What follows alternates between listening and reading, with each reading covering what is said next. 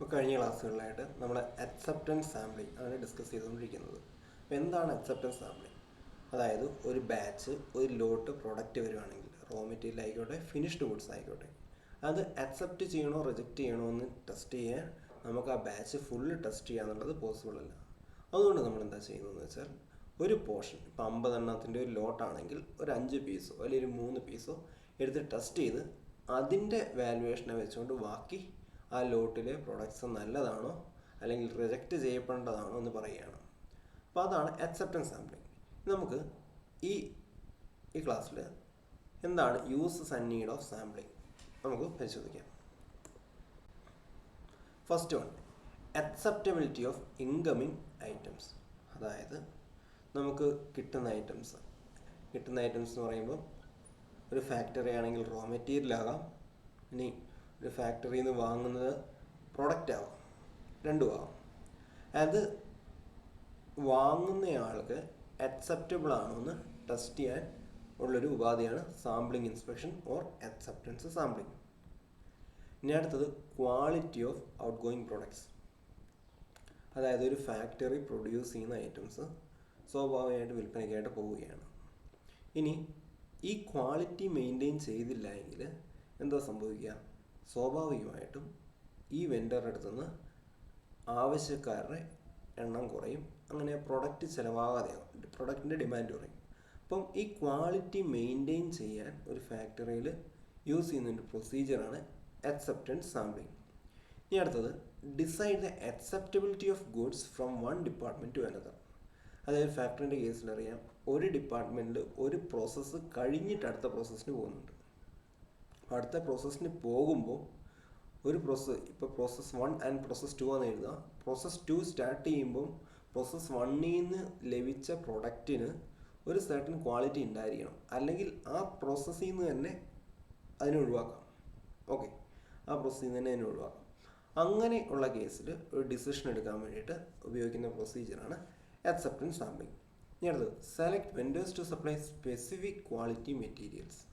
അതായത് നമ്മളൊരു വെൻഡറുടെ അടുത്തുനിന്ന് വാങ്ങുന്ന ഐറ്റംസ് നമ്മൾ ചെക്ക് ചെയ്തുകൊണ്ടേ ഇരിക്കുകയാണെങ്കിൽ, നമ്മൾ ക്വാളിറ്റി അസസ് ചെയ്തുകൊണ്ടേ ഇരിക്കുകയാണെങ്കിൽ വെൻഡറിനെ എപ്പോഴും ഒരു ക്വാളിറ്റി ഇമ്പ്രൂവ് ചെയ്യാനുള്ളൊരു അറ്റംപ്റ്റ് വെൻഡറുടെ ഭാഗത്തുനിന്നുണ്ടാവും. അപ്പോൾ അതുകൊണ്ട് വെൻഡർ ആ ക്വാളിറ്റി മെയിൻറ്റെയിൻ ചെയ്യും. സാമ്പിളിംഗ് ഇൻസ്പെക്ഷൻ ഉണ്ടെങ്കിൽ, ഇൻസ്പെക്ട് ചെയ്തെടുക്കുക എന്നുണ്ടെങ്കിൽ വെൻഡർ എപ്പോഴും ക്വാളിറ്റി മെയിൻറ്റെയിൻ ചെയ്യും. ഇനി അടുത്തത് improve quality of material supplied by the vendors. അതായത്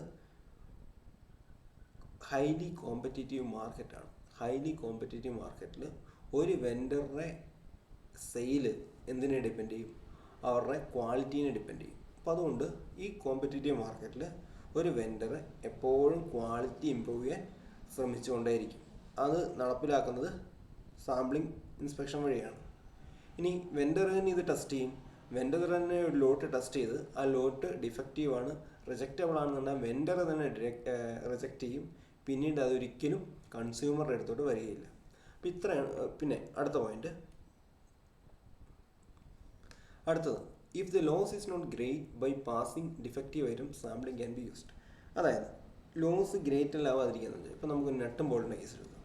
50 ലോട്ട് നട്ടും ബോൾട്ടും പോയി കഴിഞ്ഞാൽ ആ കമ്പനിക്ക് റിജക്റ്റ് ആയി കഴിഞ്ഞാൽ, സാമ്പിളിംഗ് ഇൻസ്പെക്ഷൻ വഴി റിജക്റ്റ് ആയി കഴിഞ്ഞാൽ ആ കമ്പനിക്ക് കാര്യമായ നഷ്ടം ഉണ്ടാകുന്നില്ല. പക്ഷേ കോസ്റ്റ്ലി ആയ കമ്പോണൻസ് ആണെങ്കിലോ വലിയ നഷ്ടം ഉണ്ടാകും. അപ്പോൾ അതുകൊണ്ട് കോസ്റ്റ്ലി ആയ കമ്പോണൻസ് നമ്മൾ എന്ത് ചെയ്യും?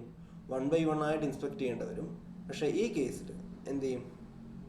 ഈ കേസിൽ നമ്മൾ വലിയ ലോസ് ഇല്ലാത്ത, അതായത് നട്ട് ബോൾട്ട് വാഷർ പോലത്തെ പ്രൊഡക്റ്റുകളൊക്കെ ആണെങ്കിൽ നമുക്ക് വലിയ നഷ്ടമില്ലാത്ത പ്രൊഡക്റ്റ് ഉപേക്ഷിക്കുന്നതുകൊണ്ട്, ലോട്ട് റിജക്റ്റ് ചെയ്തുകൊണ്ട് വലിയ നഷ്ടമില്ല എങ്കിൽ നമുക്ക് സാമ്പിളിംഗ് ഇൻസ്പെക്ഷൻ ഉപയോഗിക്കാൻ പറ്റും.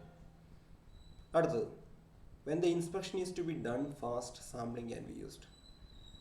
ഇൻസ്പെക്ഷൻ വളരെ സ്പീഡിൽ പൂർത്തിയാക്കേണ്ട അവസ്ഥയിൽ, അതിപ്പോൾ 1000 പീസ് ഉണ്ടെങ്കിൽ നമുക്ക് 1000 പീസിനെയും, ഇപ്പോൾ 1000 നെട്ടും ബോൾട്ടും ഉള്ളൊരു ബാച്ച്, 1000 ബോൾട്ടുള്ള ഒരു ബാച്ചാണെന്ന് എഴുതുക. അപ്പോൾ 1000 എണ്ണത്തിന് നമുക്ക് ഇൻസ്പെക്ട് ചെയ്യാൻ പറ്റില്ല, അത് ടൈം കൺസ്യൂമിംഗ് ആണ്. ഇനി ഒരു ബാച്ചിൽ പ്രൊഡ്യൂസ് ചെയ്യുകയെന്ന് പറഞ്ഞാൽ സെയിം ഡൈ ഉപയോഗിച്ചായിരിക്കും അത് പ്രൊഡ്യൂസ് ചെയ്യുക.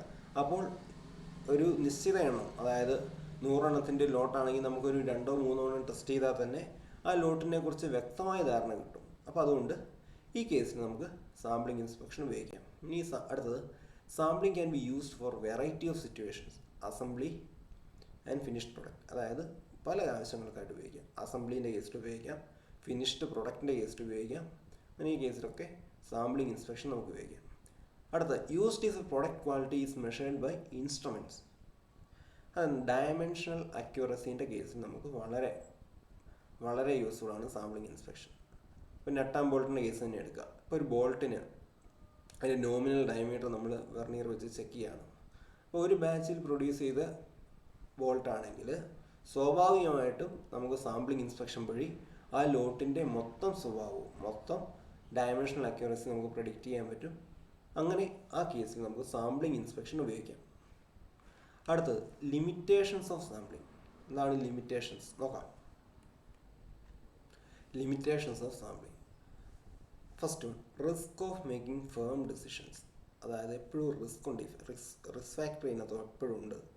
എന്താണെന്ന് വെച്ചാൽ കാരണങ്ങൾ നമുക്ക് പറയാം. ഇപ്പോൾ ചില നമുക്ക് ലോട്ട് സെലക്ട് ചെയ്യുന്ന ലോട്ടിലെ എന്തോ നിർഭാഗ്യം വെച്ചാൽ നമ്മൾ ടെസ്റ്റ് ചെയ്ത പീസ് ഡിഫക്റ്റീവായി പോയി. പക്ഷെ ചിലപ്പോൾ ആ ബാച്ചിലുള്ള ബാക്കി ഐറ്റംസിന് ഒരു കുഴപ്പമുണ്ടാകാൻ സാധ്യതയില്ല. അപ്പോൾ അതുകൊണ്ട് ഡിസിഷൻ എടുക്കുക എന്നുള്ളത്, ഒരു ലോട്ട് അക്സെപ്റ്റ് ചെയ്യണോ റിജക്റ്റ് ചെയ്യണോ എന്നുള്ള ഡിസിഷൻ എടുക്കുക എന്നുള്ളത് വളരെ ഡിഫിക്കൽട്ടായ ടാസ്ക്കാണ്. ഇനി അടുത്ത്, A good lot may be rejected and bad lot may be accepted. ഇവിടെയാണ് ഏറ്റവും പ്രധാനപ്പെട്ട കാര്യം പറയുന്നത്. ഒരു ഗുഡ് ലോട്ട്, അതായത് ഇപ്പോൾ നമ്മൾ ഒരു 50 എണ്ണത്തിൻ്റെ ലോട്ടാണെന്ന് കരുതുക. ഫോർ എക്സാമ്പിൾ ഒരു 50 എണ്ണത്തിൻ്റെ ലോട്ടാണെന്ന് കരുതുക. നമ്മളൊരു 3 പീസ് ടെസ്റ്റ് ചെയ്തു. പക്ഷെ നിർഭാഗ്യവശാൽ ആ 3 പീസ് ഡിഫക്റ്റീവായി പോയി. ഒരു പക്ഷേ ബാക്കിയുള്ള എല്ലാം തന്നെ ചിലപ്പോൾ അല്ലെങ്കിൽ ഏതാനും ഭൂരിഭാഗവും നല്ല കമ്പോണൻ്റ് ആയിരിക്കാം. പക്ഷേ ഈ 3 എണ്ണം ഡിഫക്റ്റീവ് ആയതുകൊണ്ട് ഈ 3നെ വെച്ച് നമ്മൾ ബാക്കിയുള്ളതിനെ ഇവാലുവേറ്റ് ചെയ്യുമ്പോൾ അതൊരു നല്ല ലോട്ടായിരുന്നായിരിക്കും, അത് ചിലപ്പോൾ റിജക്റ്റ് ചെയ്യാനുള്ള സാധ്യതയുണ്ട്. ഇനി നേരെ തിരിച്ച് സംഭവിക്കാം. ഒരു ബാഡ് ലോട്ട് അക്സെപ്റ്റ് ചെയ്യാം. അതായത് നമുക്ക് കിട്ടിയ പീസുകൾ, നമ്മൾ ടെസ്റ്റ് ചെയ്ത പീസുകൾ വളരെ ക്വാളിറ്റി കൂടുതലായിരുന്നു, പക്ഷേ ബാക്കിയുള്ളവ ക്വാളിറ്റി മോശമാകാൻ സാധ്യതയുണ്ട്. അപ്പോൾ നമ്മൾ എന്ത് ചെയ്യും? ഫസ്റ്റ് ടെസ്റ്റ് ചെയ്ത് ക്വാളിറ്റി ഗുഡ് ആണെങ്കിൽ ആ ലോട്ട് അങ്ങ് അക്സെപ്റ്റ് ചെയ്യും. ബട്ട് നിർഭാഗ്യവശാൽ എന്ത് പറ്റി? ബാക്കിയുള്ളതിന് ക്വാളിറ്റി സ്പെസിഫിക്കേഷൻ മീറ്റ് ചെയ്തില്ല. അങ്ങനൊരു പ്രശ്നമുണ്ട് ഡിസിഷൻ മേക്കിങ്ങിൻ്റെ കേസിൽ. ഇനി sample usually provide less information about the product than 100% inspection. Provide less information ആണ്, ഇത് ലെസ് എന്നാണ്. ഓക്കെ, അതായത് സാമ്പിളിംഗ് ഒരിക്കലും 100% അക്യുറേറ്റ് അല്ല. ഒരു വളരെ ചെറിയ ക്വാണ്ടിറ്റി ഇവാലുവേറ്റ് ചെയ്തിട്ടാണ് നമ്മളൊരു വലിയ ക്വാണ്ടിറ്റിയുടെ പൊതുവായിട്ടുള്ള സ്വഭാവം പറയുന്നത്. അപ്പം അതുകൊണ്ട് 100% ഇൻസ്പെക്ഷൻ, അതായത് ഓരോ പീസ് ഇവാലുവേറ്റ് ചെയ്യുന്നതിനേക്കാളും അക്യുറസി എന്തായാലും സാമ്പിളിങ്ങിന് കുറവാണ്. അടുത്തത്, some extra planning and documentation are required. അപ്പോൾ ഈ വക ചെയ്യാനായിട്ട്, സാധാരണ ഈ ഇത് ചെയ്യാനായിട്ട് നമുക്ക് ഒരു എക്സ്ട്രാ ഡോക്യുമെൻറ്റേഷൻ, എക്സ്ട്രാ പ്ലാനിങ്, കമ്പനിയിൽ എക്സ്ട്രാ പ്ലാനിങ്ങും ഡോക്യുമെൻറ്റേഷൻ, ഈ വക കാര്യങ്ങൾ നമ്മൾ ചെയ്യണം. അപ്പോൾ ഇത്രയാണ് സാമ്പിളിംഗ് ഇൻസ്പെക്ഷൻ്റെ യൂസസ് ആൻഡ് ലിമിറ്റേഷൻസ്. ഇത്രയും കാര്യങ്ങളാണ് ഇതുമായിട്ട് ബന്ധപ്പെട്ട് പറയാനുള്ളത്. അടുത്തത്, terms used in sampling. Terms നമുക്ക് നോക്കാം എന്തൊക്കെയാണ് ടേംസ് ഉപയോഗിക്കുന്നത് ഇവിടെ. First one, specific data. എന്താണ് സ്പെസിഫിക് ഡാറ്റ എന്ന് വെച്ചാൽ? Data taken for consideration or data taken under consideration for the study of quality characteristics. Quality assess ചെയ്യാൻ നമ്മൾ എന്തിൻ്റെ ബേസിലാണ് ക്വാളിറ്റി അസസ് ചെയ്യുന്നത്, അതിനെയാണ് സ്പെസിഫിക് ഡാറ്റ എന്ന് പറയുക. ഫോർ എക്സാമ്പിൾ, ഇപ്പോൾ നമ്മൾ നെട്ടും ബോൾട്ടിൻ്റെ കേസ് തന്നെ എടുത്താൽ, ബോൾട്ടിൻ്റെ കേസിൽ ഡയമീറ്റർ ഒരു ഡാറ്റയാണ്, ലെന്ത് ഒരു ഡാറ്റയാണ്. അപ്പോൾ ഇതിനെയാണ് നമ്മൾ സ്പെസിഫിക് ഡാറ്റ എന്ന് പറയുന്നത്. ഇനി അടുത്തത് സാമ്പിൾ സൈസ്. അപ്പോൾ സാമ്പിൾ സൈസ് ഡിനോട്ട് ചെയ്യുന്നത് സ്മോൾ ലെറ്റർ n വെച്ചാണ്. ഇനി എന്താണ് സാമ്പിൾ സൈസ് എന്ന് നോക്കാം. Number of pieces in A selected sample, number of pieces. ഇനി അടുത്തത് ലോട്ട് size. Lot size capital N. Number of pieces in A given lot should be as large as possible. അതായത് ഒരു ലോട്ട് എന്ന് പറഞ്ഞാൽ നമ്മൾ ഒരു പാക്കിൽ ഒരു 50 എണ്ണത്തിൻ്റെ ഒരു 100 എണ്ണത്തിൻ്റെ ഒരു പാക്കാവും. അതിനെ നമ്മൾ N എന്ന് പറയും. ഇനി ആ സ്മോൾ ക്യാപിറ്റൽ ലെറ്റർ N ലോട്ട് സൈസ്. ഇനി ആ ലോട്ട് സൈസിൽ നിന്ന് ഇപ്പോൾ 100 എണ്ണത്തിൻ്റെ പാക്കാണെങ്കിൽ നമ്മൾ ഇൻസ്പെക്ട് ചെയ്യുന്നത് ഒരു 5 എണ്ണം ആയിരിക്കും. അതിനെ നമ്മൾ എന്ത് പറയും? സാമ്പിൾ സൈസ് എന്ന് പറയും. അതാണ് സ്മോൾ എൻ. ഇപ്പോൾ ലോട്ട് സൈസും സാമ്പിൾ സൈസും മനസ്സിലാക്കുക. ലോട്ട് സൈസ് എന്ന് പറഞ്ഞാൽ ക്യാപിറ്റൽ എൻ, അതായത് ആ പാക്കിൽ എത്ര എണ്ണം ഉണ്ട്, സപ്പോസ് 100. ഇനി സാമ്പിൾ സൈസ് എന്ന് പറഞ്ഞാൽ ആ 100 എണ്ണത്തിൽ നമ്മൾ എത്ര എണ്ണം ടെസ്റ്റ് ചെയ്യുന്നു, അതാണ് number of pieces in A selected sample.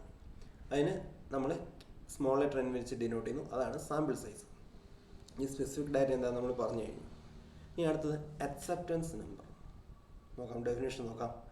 Maximum allowable number of defective pieces in A sample of size N. അതായത് ഒരു സാമ്പിൾ നമ്മൾ ടെസ്റ്റ് ചെയ്യുമ്പോൾ അതിനകത്ത് മാക്സിമം എത്ര ഡിഫക്റ്റീവ് വരെ ആകാം, അതാണ് അതിന് നമ്മൾ ഇത് സാമ്പിളിൻ്റെ ക്ലാസിഫിക്കേഷൻ പറയുമ്പോൾ ഡീറ്റെയിൽ ആയിട്ട് പറയാം. ഇപ്പം മനസ്സിലാക്കുക. ഇപ്പോൾ ഒരു എക്സാമ്പിൾ പറയുകയാണെങ്കിൽ 100 എണ്ണത്തിൻ്റെ സാമ്പിളിൽ 5 എണ്ണം ടെസ്റ്റ് ചെയ്യുമ്പോൾ പരമാവധി 3 ഡിഫക്റ്റീവ് വരെ ആകാം.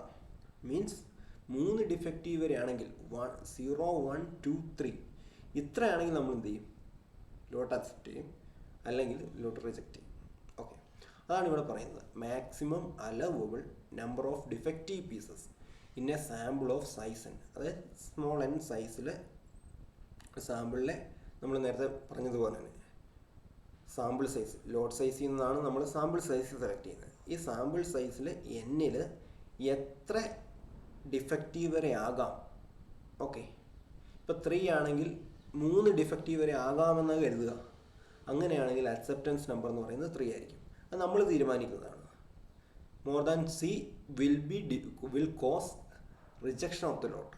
അതായത് സി, ഇപ്പോൾ സി എന്ന് ഇവിടെ 3 ആയിട്ട് എടുക്കുക. അപ്പം 3 വരെ ഇൻക്ലൂഡിങ് 3 അടക്കം 0 ചിലപ്പോൾ ഡിഫക്റ്റീവുകളൊന്നും ഉണ്ടാവില്ല, അല്ലെങ്കിൽ 1 ഡിഫക്റ്റീവ് ആവാം, അല്ലെങ്കിൽ 2 ഡിഫക്റ്റീവ് ആവാം, അല്ലെങ്കിൽ 3 ഡിഫക്റ്റീവ് ആവാം. ഈ 3 എണ്ണം വരെയാണെങ്കിൽ നമ്മൾ എന്ത് ചെയ്യും, ഇത് അക്സെപ്റ്റ് ചെയ്യും. മോർ ദാൻ 3, അതായത് 3ൽ കൂടുതലാണെങ്കിൽ, ഈ 4ഉം അതും അതിന് മുകളിലോട്ട് ആണെങ്കിൽ എന്തോ ആ ലോട്ട് തന്നെ റിജക്റ്റ് ചെയ്യുള്ളൂ. അപ്പം അതിനാണ് അക്സെപ്റ്റൻസ് നമ്പർ എന്ന് പറയുന്നത്. ഇനി rejection number. The lot is rejected if there are more than R number of defectives. അതായത് റിജക്ഷൻ നമ്പർ എന്ന് പറയുന്നത് എത്ര മുതലാണെങ്കിൽ ആ ലോട്ട് റിജക്റ്റ് ചെയ്യപ്പെടാം. എത്ര മുതലാണെങ്കിൽ ആ ലോട്ട് റിജക്റ്റ് ചെയ്യപ്പെടാം. ഫോർ എക്സാമ്പിൾ 4 അക്സെപ്റ്റൻസ് നമ്പർ 4 ഉള്ളൂ. അപ്പം നമ്മളൊരു സാമ്പിൾ ടെസ്റ്റ് ചെയ്തു, 50 എണ്ണത്തിൻ്റെ 5 എണ്ണം എടുത്ത് ടെസ്റ്റ് ചെയ്തെന്ന് എഴുതുക. അപ്പം നമ്മുടെ അക്സെപ്റ്റൻസ് നമ്പർ 4 എഴുതുക. ഇനി നമുക്ക് ടെസ്റ്റ് ചെയ്തപ്പം 5 എണ്ണം ഡിഫക്റ്റീവായി കിട്ടി എങ്കിൽ നമ്മൾ എന്ത് ചെയ്യും, അതിനെ റിജക്റ്റ് ചെയ്യും. അപ്പോൾ ഈ കേസിൽ എന്താണ് റിജക്ഷൻ നമ്പർ എന്ന് പറഞ്ഞാൽ എന്താണ്, 5 ആണ്. അതായത് ഒരു ലോട്ട് റിജക്റ്റ് ചെയ്യാൻ വേണ്ട മിനിമം നമ്പറിനെയാണ് റിജക്ഷൻ നമ്പർ എന്ന് പറയുന്നത്. ഒരു ലോട്ട് സാമ്പിൾ ടെസ്റ്റ് ചെയ്തിട്ട് സാമ്പിൾ സൈസിൽ നിന്ന് സാമ്പിൾ സൈസിൻ്റെ ഡെഫിനേഷൻ ഉണ്ടായിരുന്നു. സാമ്പിൾ സൈസ് എൻ, ഈ എൻ ടെസ്റ്റ് ചെയ്തിട്ട് എത്ര കമ്പോണൻറ്റ് ഫെയിൽ ആവുകയാണെങ്കിൽ, അതായത് ക്വാളിറ്റി സ്പെസിഫിക്കേഷൻ മീറ്റ് ചെയ്തില്ലെങ്കിൽ ആ ലോട്ട് നമ്മൾ റിജക്റ്റ് ചെയ്യുന്നു. അതിനെയാണ് റിജക്ഷൻ നമ്പർ എന്ന് പറയുന്നത്. ആ നമ്പറിനെയാണ്, എത്ര കമ്പോണൻറ്റ് ക്വാളിറ്റി മീറ്റ് ചെയ്തില്ലെങ്കിൽ നമ്മൾ റിജക്റ്റ് ചെയ്തു, അതിനെയാണ് റിജക്ഷൻ നമ്പർ എന്ന് പറയുന്നത്. അപ്പോൾ നമ്മൾ ടേംസ് കണ്ടു, uses and limitations of sampling കണ്ടു. അപ്പോൾ ബാക്കി അടുത്ത ക്ലാസ്സിൽ നമുക്കത് ഡിസ്കസ് ചെയ്യാം.